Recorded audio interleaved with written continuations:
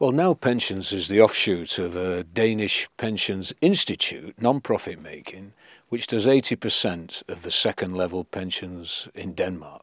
Very, very successful, been operating since 1964.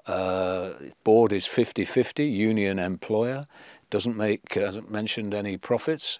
The money all goes back into the scheme. And now it's branching out into the British market, which it regards as overcharged by the existing pensions providers with very unimpressive returns. So this is a new chance for Britain to follow the very successful example that ATP pensions have developed in Denmark. One of the big changes on the horizon for the industry is auto-enrolment. What does that mean for workers and employers? Well, it's an opportunity and it's a challenge. It's an opportunity to get a decent pension in old age. If you've got a good provider, someone like Now Pensions, who's concentrating on low charges and good returns.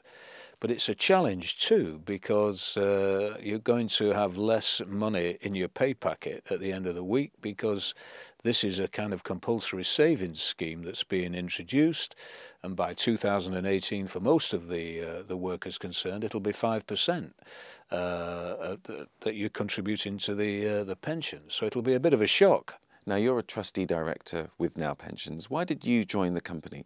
What experience do you bring?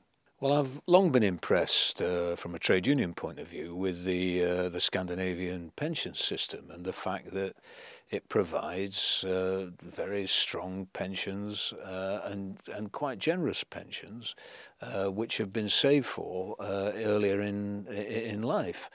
So, I mean, I've always known that since my time at the TUC. And when there was a chance to work with ATP, which is 50-50 union employer in Denmark, and they were looking for some union engagement in the UK for Now Pensions, then I was delighted to take up the invitation. So I think the Danish pensions industry, ATP in particular, are based on low charges and good investment returns, and we need a lot more of that in the UK. What do you think are the biggest challenges that the pensions industry faces? Well, at the moment, the people who are well off are reasonably well provided for in pensions. People in the public sector are reasonably well provided for, although these schemes are under some attack at the moment. I think that the challenge is to provide decent pensions to large numbers, between 8 and 10 million workers who haven't got any significant provision for their old age. That's a huge challenge.